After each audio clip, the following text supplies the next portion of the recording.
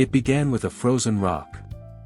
Greenland, long ignored except by climate scientists and cartographers, suddenly has become the most valuable piece of real estate on Earth.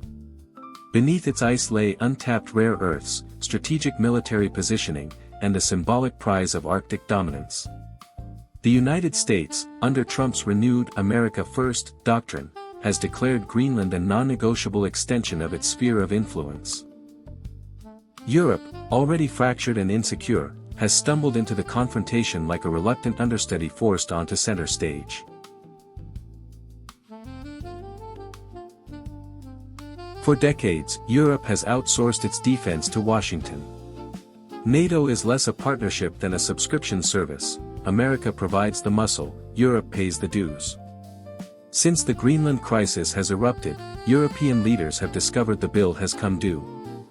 Without U.S. airlift capacity, satellite intelligence, or nuclear deterrence, Europe's armies look like museum exhibits, polished, ceremonial, but strategically irrelevant. Brussels has called for solidarity. Paris has demanded leadership. Berlin is hesitating. Warsaw whispers about betrayal. London, post-Brexit, plays both sides.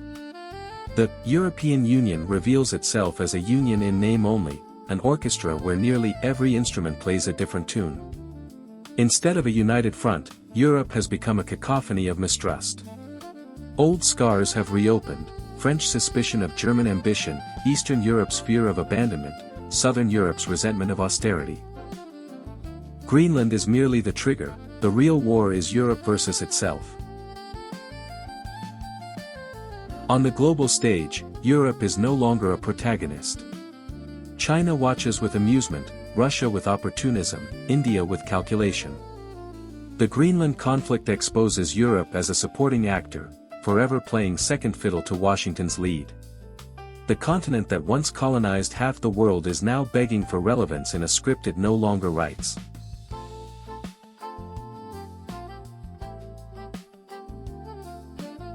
Trump's Greenland gambit is not about ice or minerals. It is about rewriting history. Since World War II, America has tolerated Europe as a partner, a junior ally in the Cold War drama. But Trump sees Europe as a liability, a chorus of weak voices slowing America's solo performance. By weaponizing Greenland, he has engineered a crisis that forces Europe to reveal its impotence. The war is less about territory than about humiliation, a deliberate severing of the transatlantic bond forged in 1945. The hypothetical war between the North Atlantic allies doesn't need bombs to devastate Europe. The mere threat of U.S. disengagement has shattered illusions of unity, exposed dependence, and confirmed irrelevance. Greenland is the mirror in which Europe sees its own decline. And in that mirror, Trump smiles, not as a conqueror of land, but as the architect of a new order where America stands alone, unburdened by allies, unchallenged by Europe, and unashamed of the chaos it leaves behind.